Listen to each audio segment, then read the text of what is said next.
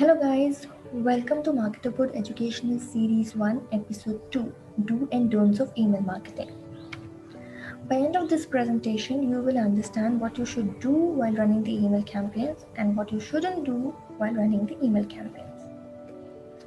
So let's just talk about what you should do while running the email campaign first and what are the points you should keep in mind while crafting the email campaigns. First is email header, second is subject, third is personalization, fourth is design practice, and fifth is build your own list. Let's look at them one by one. First is email header. As I mentioned earlier, email header is nothing but your sender details, your from credential, from which your email will be sent to your audience. So it is very important to have the authentic sender email ID because it gives a credibility and trust to your audience towards your business. So your email header consists of the following information. It is sender name, receipts, the date, the subject, the server responsible for the transmission, image is optional. Second is subject line. So if you want to catch the attention of your audience in the first few, then you really need to be very creative with your subject line. It can be the fear of losing curiosity, it can be funny, venti, greet, pain point, retargeting, personal, straightforward, offer, anything depends on the business. But it's very important that how you're creating the impression on your audience in the first 150 character is very important. The next to it has a preview text. It is very good place to show this call to action in a preview text. It is a place where you can actually show something really important which can create the impact rather than showing some random content over there. Third is personalization. Like in my previous video, I mentioned that personalization is something which email marketing allows you to personalize its subject line or content with the recipient name so that it directly connect with that recipient or a candidate or a person.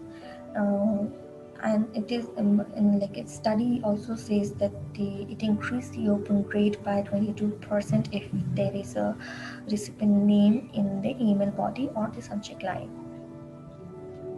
And the subject without the personalization are more likely like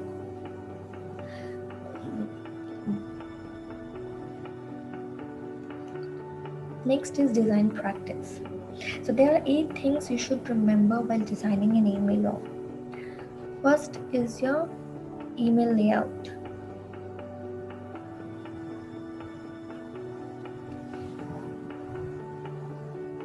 Email layout.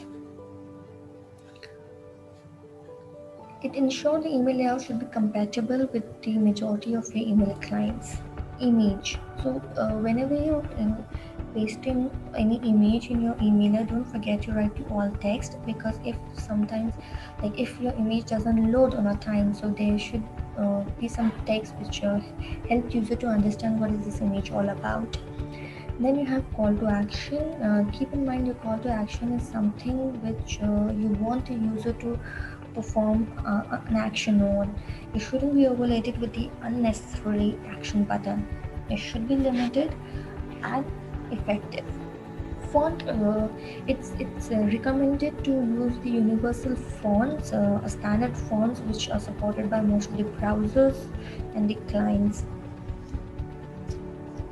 Next is concise and the simple copy. You do not complicate with your email templates with a lot of information. Keep it clear, concise, simple in language, easy to understand. Do not use more jargons or typical language which create a problem for the user to understand it. Then we have link.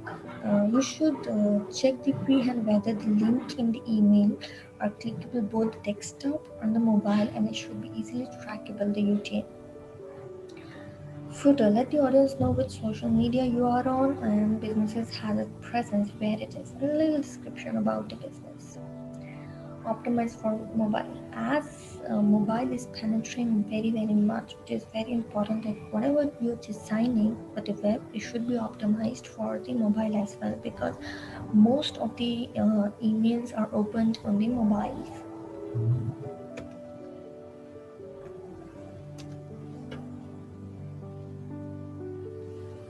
Fifth is build your own list. And there are different ways through which you can build your own list. One is leverage the visiting card. Ask your business card. Ask for the business card whenever you meet any person in any event or any conference or anywhere. Through the sign-ups, encourage people to write their details during the registrations and anything. Website opt-ins.